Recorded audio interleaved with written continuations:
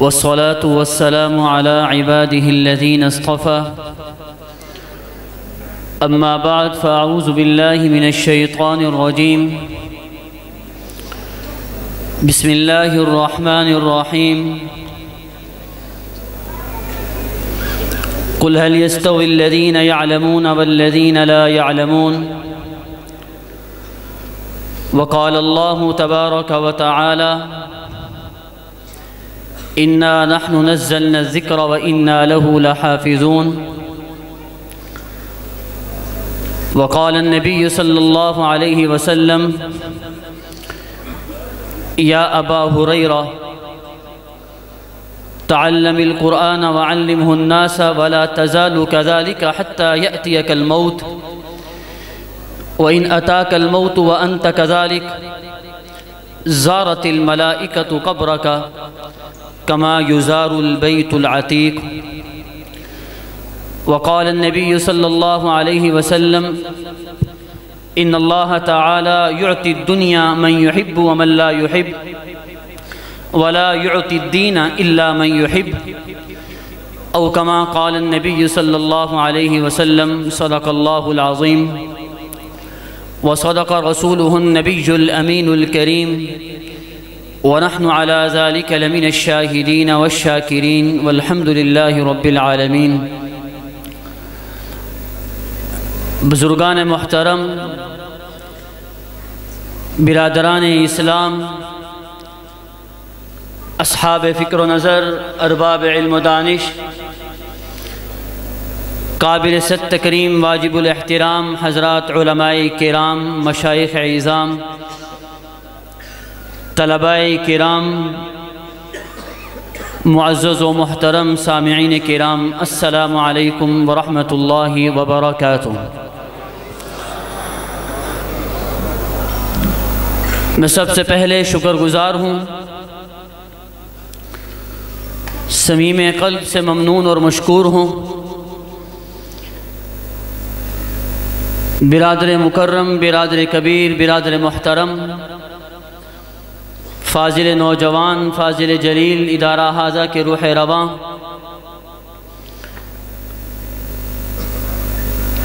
حضرت مولانا اسعد صاحب دامت برکاتہم العالیہ اور ان کے جملہ منتظمین، اساتذہ کرام، رفقاء کرام کا کہ انہوں نے اس روح پرور، پروقار، عظیم الشان اجتماع میں مجھے بھی اپنا حصہ ڈالنے کا موقع بخشا۔ اس مجلس میں شرکت ہم سب کے لیے یقیناً یہ باعث اجر و ثواب ہے۔ دعا ہے کہ اللہ رب العزت محض اپنے فضل و کرم سے اس کو باعث نجات، مغفرت، جنت میں جانے، جہنم سے بچنے اور جناب رسول اللہ صلی اللہ علیہ وسلم کی شفاعت کو حاصل کرنے کا ذریعہ بھی بنا دیں۔ وقت چونکہ مختصر ہے اور میں بھی آپ ہی کی طرح اپنے والد محترم، استاذ محترم دامت برکاتہم العالیہ ہی کو سننا چاہتا ہوں۔ حکم کی تعمیل میں ایک دو باتیں عرض کر کے آپ سے اجازت چاہوں گا۔ میں اپنی گفتگو کے آغاز ہی میں اپنے ان بھائیوں کو دل کی اتھاہ گہرائیوں سے مبارکباد پیش کرتا ہوں کہ آپ حضرات نے جو خواب آج سے 10 سال 16 سال پہلے دیکھا تھا، اللہ نے اپنے فضل و کرم سے اس کو شرمندہ تعبیر کیا۔ ہمارے استاد محترم ہمیں کلاس میں یہ فرمایا کرتے ہیں کہ اس مادیت پرستی کے دور میں جب ہر طرف حب جا اور حب مال کے پجاری نظر آتے ہیں، ہر آدمی پیسے کی تلاش میں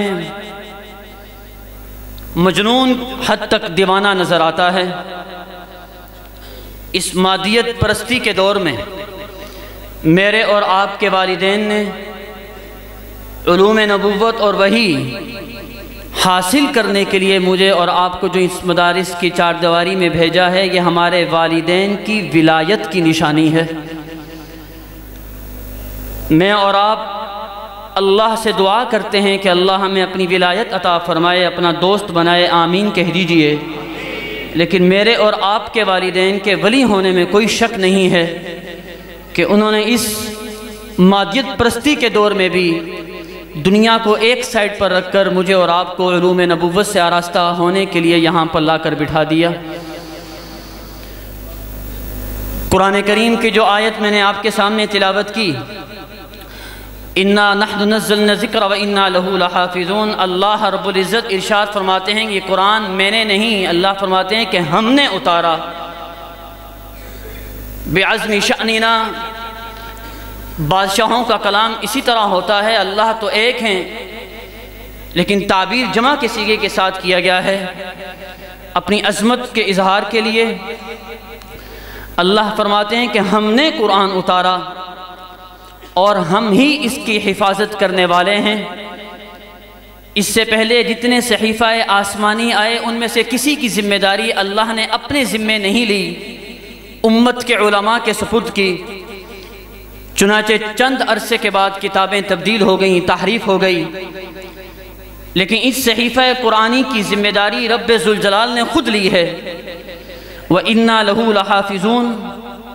ہم ہی اس کی حفاظت کرنے والے ہیں۔ کریں گے جملہ اسمیہ ہے، استمرار اور دوام پر دلالت کرتا ہے۔ تفسیر روح المعانی میں علامہ آلوسی رحمۃ اللہ علیہ اس جملے سے آگے تفسیر کرتے ہوئے عربی زبان میں یہ جملہ لکھتے ہیں کہ اللہ نے فرمایا کہ ہم ہی اس کی حفاظت کرنے والے ہیں، تو حفاظت کہاں ہوگی، آسمان پر یا زمین میں؟ یقیناً یہ حفاظت زمین پر ہوگی، تو کیسے ہوگی؟ تو حضرت فرماتے ہیں وَإِنَّا لَهُ لَحَافِظُونَ أَيْ فِي قُلُوبِ أَوْلِيَائِنَا، ہم قرآن کی حفاظت کریں گے اپنے دوستوں کے دلوں میں محفوظ کروا کر۔ عارف باللہ حکیم اختر نور اللہ مرکزہ اس بات کو ذکر کرنے کے بعد ارشاد فرماتے ہیں کہ اس سے معلوم ہوا کہ جس بچہ اور بچی، جس مرد عورت چھوٹے بڑے آدمی نے اپنے سینے میں قرآن کو سمویا ہے وہ اللہ کا ولی ہے، اللہ نے اس کو چنا ہے، وہ اللہ کا منتخب ہے، چنیدہ ہے۔ میرے بھائیوں، یہ زندگی کے شب و روز تو ویسے ہی گزرنے تھے، ہماری جوانی کے یہ ایام تو ویسے ہی کٹنے تھے۔ ہم جتنا بھی شکر ادا کریں اللہ کا کم ہے کہ اس نے ہمیں علوم نبوت حاصل کرنے میں جوانی کو کھپانے کا موقع عطا فرمایا۔ آپ جانتے ہیں کہ برف نے تو پگھلنا ہی پگھلنا ہوتا ہے، آپ اس برف کو اٹھا کر گٹر کے پانی میں رکھ دیں وہ تب بھی پگھلے گی، اس برف کو اٹھا کر آپ زمزم کے پانی میں رکھ دیں وہ تب بھی پگھلے گی۔ یہ برف کے لیے اعزاز کی بات ہے کہ اس کو زمزم کا پانی مل جائے، اس نے پگھلنا تو تھا ہی تھا، زمزم کے پانی میں پگھل جائے گی۔ اسی طرح میں نے اور آپ نے بھی اپنے لڑکپن اور جوانی کے ابتدائی ایام تو گزارنے ہی تھے۔ یہ شکر ہے اللہ رب العزت کا کہ اس نے مجھے اور آپ کو ان نفوس قدسیہ کی زیارت کرتے ہوئے اور نبی کا فرمان پڑھتے پڑھاتے ہوئے اپنی اس جوانی کے ایام کو گزارنے کی توفیق عطا فرمائی۔ احساس کمتری کا شکار ہونے کی ضرورت نہیں، اللہ رب العزت کے آپ حضرات پسندیدہ ہیں۔ قرآن کریم کی جو آیت میں نے آپ کے سامنے تلاوت کی، قُلْ هَلْ يَسْتَوِي الَّذِينَ يَعْلَمُونَ وَالَّذِينَ لَا يَعْلَمُونَ، شمس العلماء حضرت مولانا علامہ شمس الحق افغانی رحمۃ اللہ علیہ اس آیت کی تفسیر کرتے ہوئے ارشاد فرماتے ہیں کہ قرآن کریم کا مطالعہ کیجئے کہ جب بھی اللہ کہتے ہیں محمد کہہ دیجئے قل، تو اللہ کوئی بہت اہم مضمون بیان کر رہے ہوتے ہیں، بہت اہمیت کا حامل مضمون ہوتا ہے جس کو نبی کی زبان سے کہلوایا جا رہا ہوتا ہے۔ تو یہاں پر بھی اللہ بہت اہم مضمون بیان فرما رہے ہیں، قل کہہ دیجئے، پھر آگے حل لے کر آئے ہیں، اور حل استفہام انکاری کے طور پر ہے، اور جہاں حل آتا ہے وہاں اللہ توبیخی انداز میں خطاب کر رہے ہوتے ہیں، ڈانٹنے والے انداز میں گفتگو کر رہے ہوتے ہیں۔ اللہ کی صفت جلال وہاں غالب ہوتی ہے۔ اللہ نے فرمایا قل هل يستوي الذين يعلمون والذين لا يعلمون، اے محمد صلی اللہ علیہ وسلم پوچھئے تو صحیح ذرا ان سے کیا وہ لوگ جو جاننے والے ہیں اور وہ لوگ جو نہیں جاننے والے، کیا یہ دونوں برابر ہو سکتے ہیں؟ یہ استفہام انکاری ہے، یعنی ہرگز برابر نہیں ہو سکتے۔ یعلمون فعل متعدی ہے، اس کو مفعول چاہیے، لیکن اللہ تعالیٰ نے مفعول یہاں ذکر نہیں کیا۔ کس چیز کو جاننے والے اور کس چیز کو نہیں جاننے والے برابر ہو سکتے ہیں یا نہیں برابر ہو سکتے، یہاں مفعول ذکر نہیں کیا گیا۔ حضرت افغانی رحمۃ اللہ علیہ فرماتے ہیں اس کو مفعول چاہیے چونکہ یہ فعل متعدی ہے، لیکن یہاں ذکر نہیں کیا گیا، اس لیے کہ جہاں مفعول ذکر نہ کیا جائے تو وہ ذہن میں پہلے سے معلوم ہوتا ہے کہ یہاں آگے مفعول کیا ہوگا، اور یہاں پہلے سے متعین ہے، اس لیے کہ سورہ روم کے شروع میں اللہ رب العزت نے دنیا کے علم کا اظہار کرتے ہوئے فرمایا یعلمون ظاہرا من الحیات الدنیا وہم عن الآخرۃ ہم غافلون۔ یہ رؤسائے قریش، یہ مشرکین مکہ دنیا کے علوم کو تو جانتے ہیں لیکن آخرت کے علم سے بالکل بے خبر ہیں، تو یہاں پر هل يستوي الذین یعلمون سے دنیا کا علم مراد نہیں ہو سکتا۔ یہاں جو مفعول ہے وہ کیا ہے؟ حضرت افغانی فرماتے ہیں اصل عبارت یوں ہے قل هل يستوي الذین یعلمون الدین والذین لا یعلمون الدین، کیا وہ لوگ جو دین کا علم رکھتے ہیں اور وہ لوگ جو دین کا علم نہیں رکھتے، اے محمد پوچھئے تو صحیح صلی اللہ علیہ وسلم، کیا یہ دونوں برابر ہو سکتے ہیں؟ یہ کیا فیصلہ کریں گے؟ میں اللہ فیصلہ کر کے آپ کو بتاتا ہوں کہ یہ دونوں ہرگز برابر نہیں ہو سکتے، کہ جس کو اللہ نے دین کا علم دیا ہے اور جس کے پاس دین کا علم نہیں ہے وہ کسی طرح بھی برابر نہیں ہو سکتے۔ اس لیے اپنی قسمت پر ہم جتنا بھی شکر ادا کریں کم ہے۔ اب میرے اور آپ کے سپرد ہمارے اساتذہ نے جو امانت کی ہے، یہ میرے اور آپ کی ذمہ داری ہے کہ ہم اپنی اس امانت کو، اپنی اس اکابر کی روایات کو ان کی فکروں کے امین بن کر من وعن آگے منتقل کریں۔ اللہ ہمیں یہ کام کرنے کی توفیق عطا فرمائے۔ آپ نے یہ مشہور مقولہ سن رکھا ہے کہ جس زمین پر بارش نہیں ہوتی، جس زمین پر بارش نہیں ہوتی وہاں کی فصلیں برباد ہو جاتی ہیں، اور جس گھر میں دین نہیں ہوتا وہاں کی نسلیں برباد ہو جاتی ہیں۔ میرے اور آپ کے ایمان کی حفاظت تو ہمارے اکابر نے کر دی، اب آگے ہم نے بھی کرنی ہے۔ میں یہ آخری بات سنا کر آپ سے اجازت چاہتا ہوں۔ بہت سے لوگ یہاں پر دوسرے بھی آئے ہوں گے تاکہ ان کو بھی شوق پیدا ہو اور آپ کو بھی حوصلہ پیدا ہو کہ اللہ تعالیٰ نے مجھے اور آپ کو کتنا پیارا علم عطا فرمایا ہے، یہ ہمیں کہاں لے کر جاتا ہے، کس کا شاگرد بنا دیتا ہے، ان مدارس کی لڑی کیسے اگر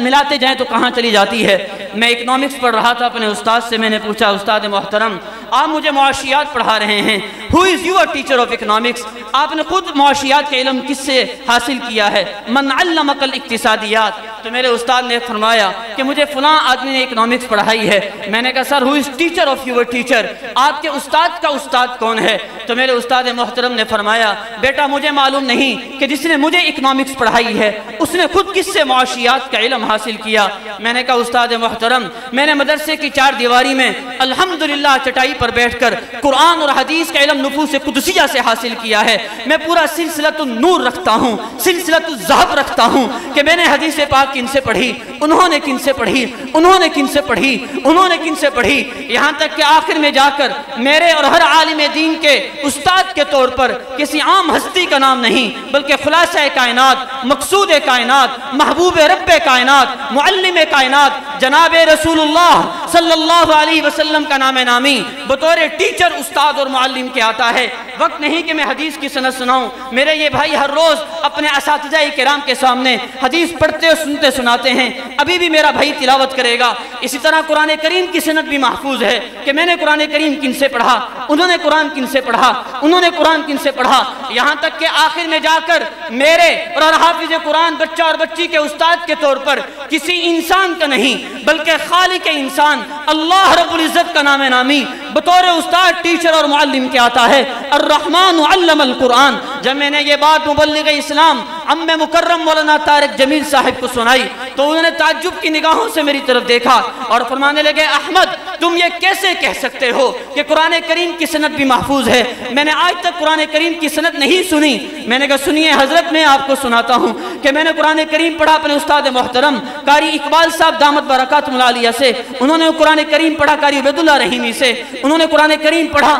مجدد القراءات قاری رحیم بخش نور اللہ مرکزہ سے جو میرے والد محترم کے بھی استاد ہیں، انہوں نے قرآن کریم پڑھا قاری فتح محمد سے، انہوں نے پڑھا محی الاسلام سے، انہوں نے پڑھا عبد الرحمن اعمیٰ سے، انہوں نے پڑھا قاری کبیر الدین سے، انہوں نے پڑھا امام الدین الامروہی سے، انہوں نے پڑھا قاری قادر بخش سے، انہوں نے پڑھا عبد المجید الدہلوی سے، انہوں نے پڑھا غلام مصطفیٰ سے، انہوں نے پڑھا غلام محمد الدہلوی سے، انہوں نے پڑھا عبد الغفور سے، انہوں نے پڑھا عبد الخالق المنوفہ سے، انہوں نے پڑھا شمس الدین اعمیٰ سے، انہوں نے پڑھا عبد الرحمن سے، انہوں نے پڑھا قاری شہاب احمد السنباطی سے، انہوں نے قرآن کریم پڑھا قاری شہادہ الیمنی سے، انہوں نے پڑھا ابو نصر الطبلاوی سے، انہوں نے پڑھا قاضی زکریا انصاری سے، انہوں نے پڑھا برہان الدین القلقیلی سے، انہوں نے قرآن کریم پڑھا شمس الدین ابو الخیر محمد بن الجزری سے، انہوں نے پڑھا ابو العباس احمد الحنفی الدمشقی سے، انہوں نے پڑھا ابو عبداللہ حسین سے، انہوں نے پڑھا عبد الرحمن الدمشقی سے، انہوں نے پڑھا ابو الحسن علی بن محمد السخاوی سے، انہوں نے قرآن کریم پڑھا ولی اللہ ابو محمد قاسم الشاطبی سے، انہوں نے پڑھا ابو الحسن علی بن حزیل سے، انہوں نے پڑھا ابو داؤد سلیمان بن خلد سے،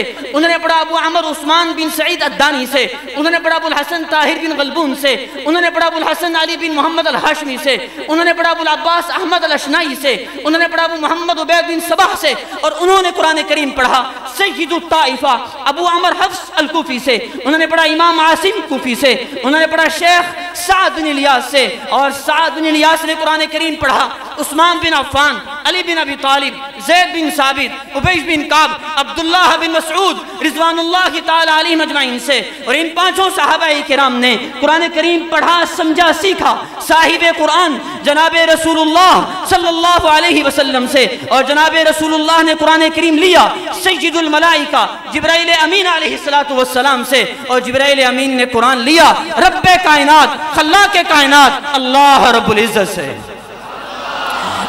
جس کو خوشی ہوئی ہے بلند آواز سے اللہ اکبر کہے۔ پہلے انبیاء پر جو کتابیں اتاری گئیں وہ تبدیل ہو گئیں، بدل گئیں۔ ہمارے نبی پر جو اللہ نے صحیفہ اتارا نقطہ بنقطہ، سطر بسطر، حرف بحرف محفوظ ہی نہیں، جن واسطوں سے 21 سینچری میں 21ویں صدی میں جامعۃ المنظور لاہور کینٹ میں یہ قرآن پہنچا ہے، اللہ نے ان واسطوں کو بھی محفوظ کر دیا ہے۔ جتنے میں نے نام لیے ہیں، کون کب پیدا ہوا، کہاں پیدا ہوا، کب فوت ہوا، تلامذہ بڑے بڑے کون سے تھے، اساتذہ کون سے تھے، بچے کتنے تھے، دین کی کیا خدمت کی، کتاب کون سی لکھی، قبر کہاں بنی، یہ بھی محفوظ ہے۔ قرآن سب سے اوپر، کتب سب کی سب نیچے ہیں۔ قرآن سب سے اوپر، کتب سب کی سب نیچے ہیں۔ اسی کا امام آگے، صدر وزراء پیچھے ہیں۔ مدارس مساجد میں یہی پڑھایا جاتا ہے، مدارس مساجد میں یہی پڑھایا جاتا ہے۔ اسی کی بخشش ہوتی ہے جو ان سے دل لگاتا ہے۔ فیصلہ کیجئے کینٹ کے حضرات کہ آپ بھی اپنے بچہ اور بچی کو انہی لڑیوں سے پروتے ہوئے اللہ اور اس کے رسول کا شاگرد بنانا چاہتے ہیں تو ہاتھ کھڑا کیجئے۔ تو جامعۃ المنظور میں، جامعہ اشرفیہ میں، چھوٹے بڑے کچے پکے مدرسے میں اپنے بچوں کو داخل کیجئے اور اپنے بچوں کو اللہ اور اس کے نبی کا شاگرد بنائیے۔ وما علینا الا